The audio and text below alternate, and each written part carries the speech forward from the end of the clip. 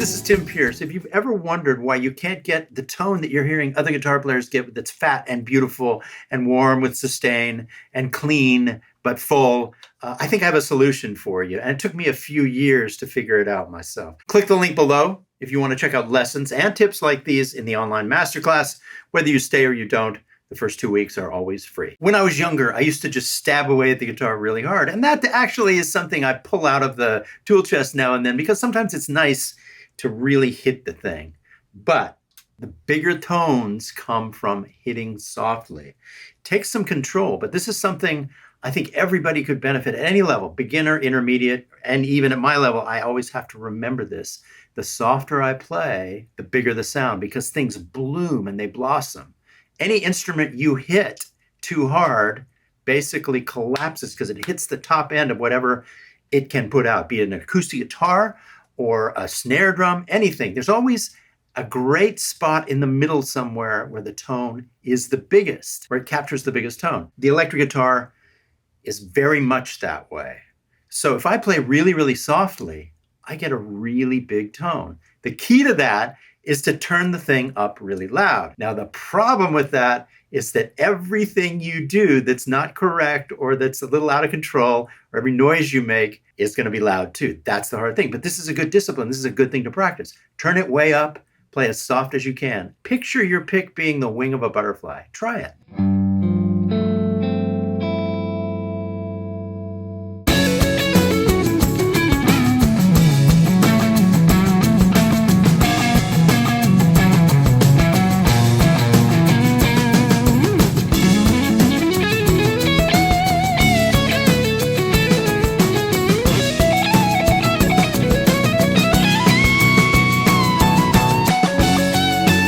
Another really important thing, make sure you have some gain on the amp. And I'm not talking about a distorted tone. I'm talking about a natural tone that happens when you turn a Fender up to 5 or a Vox up to 4, where it begins to distort when you hit the guitar hard. I'll demonstrate.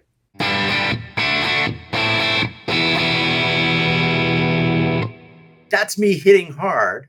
But now when I play soft, maybe put it over to the neck pickup,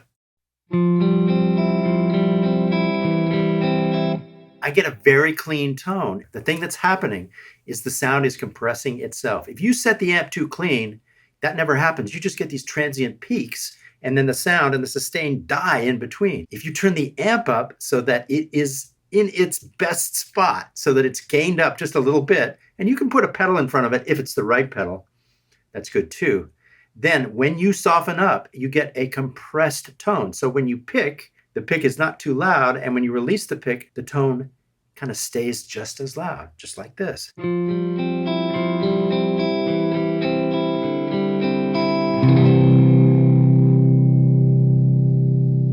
of course, it's always available if you want to go. Now, I am an ensemble player, which means I spent my whole life wanting to play with people, play in bands, play on records, playing with musical content.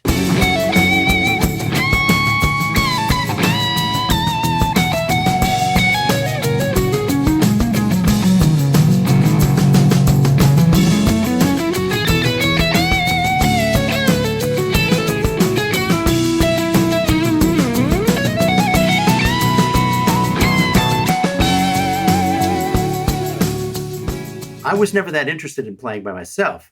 So I would suggest putting up one of your favorite songs, let it blast through your speakers. If your amp's sitting there, play along with it. Turn the amp way up so that you're forced to play soft, and you'll start to achieve this butterfly touch and these clean, sustained notes. The other thing about it, if you're playing with your favorite music, it's inspiring. You feel uplifted. Or, in my case, I'm constantly making tracks. If you have the ability to make your own track, that can start simply with a drum machine or a drum loop. Anything that inspires you, any drum part that inspires you, you'll be playing something unique. You'll be writing immediately. But once again, if you're in a DAW and you're playing along with something, make sure the guitar is really loud so you get this effect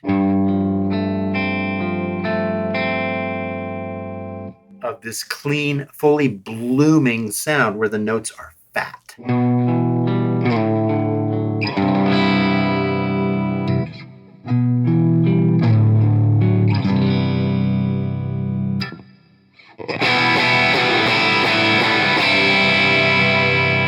And then reward yourself by slamming the guitar as hard as you can.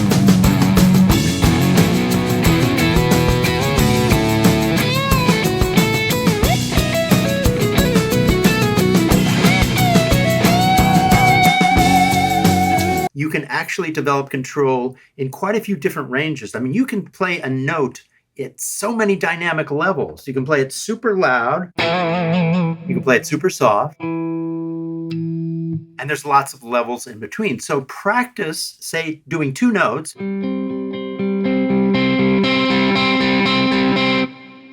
Play them as quietly and softly as you can, with control, with steady rhythm. And then gradually pick harder and harder and harder and feel what that feels like to have control 100% of the time as you play really soft, up to really hard, and back to really soft. Let's try it.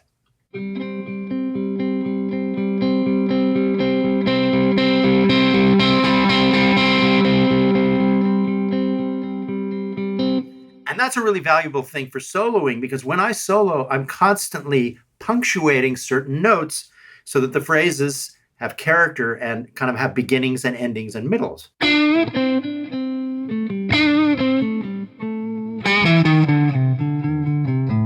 mean, imagine if I just played that at the same level. No character. It doesn't sound professional. But if I actually kind of keep control and try different levels of velocity and volume from soft to loud, and it becomes kind of lyrical and dynamic.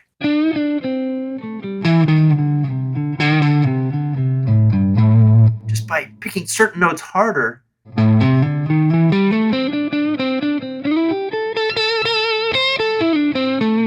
so much more emotion comes through.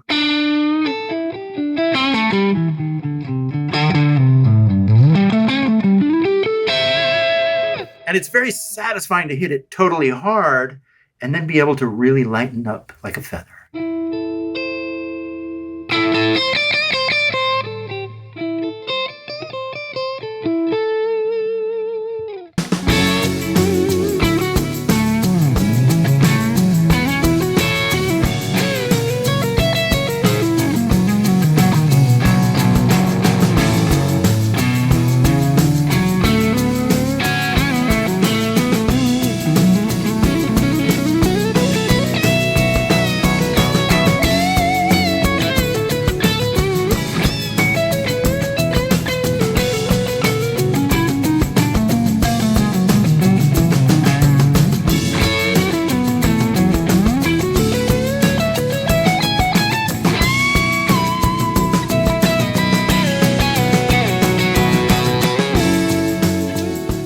Now, what you will run into when you have a lot of volume on your guitar, anything you do that's irregular or anything that pops out that's not supposed to is going to be really apparent. The main way to actually take care of that, and I'll make another video about this, is all the flesh that's available, particularly on your left hand. It can be your palm over here. It can be this hand also.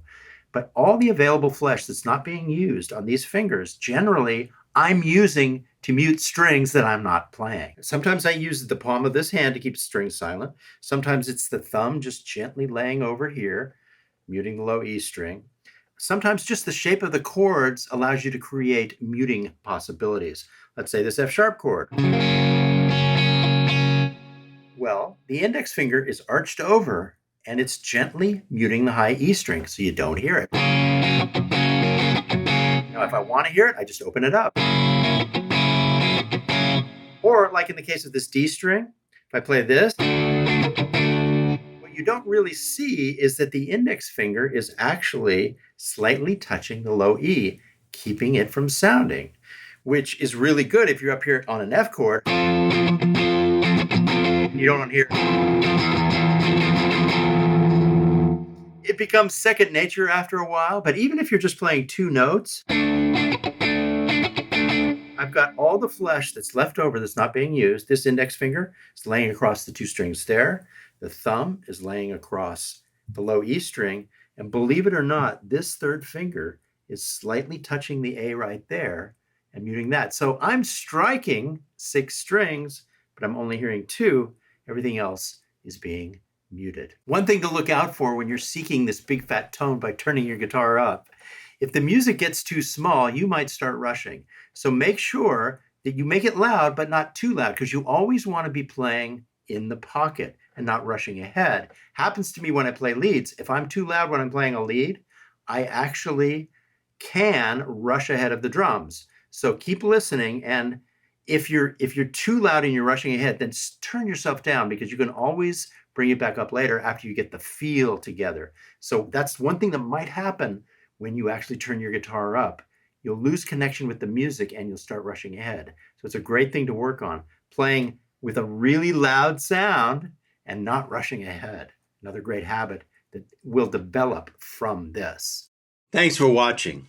If you haven't subscribed yet, please hit the subscribe button and ring the bell. If you are a subscriber, please ring the bell. It lets us let you know every time a new video is released. You can also support us by clicking the link below for the online masterclass. As I always say, we're up to over 100 hours of lessons and content, over 1,000 videos, and we add more every month. There's a 14-day free trial. Take your time, take a long look. We'd love to have you join us.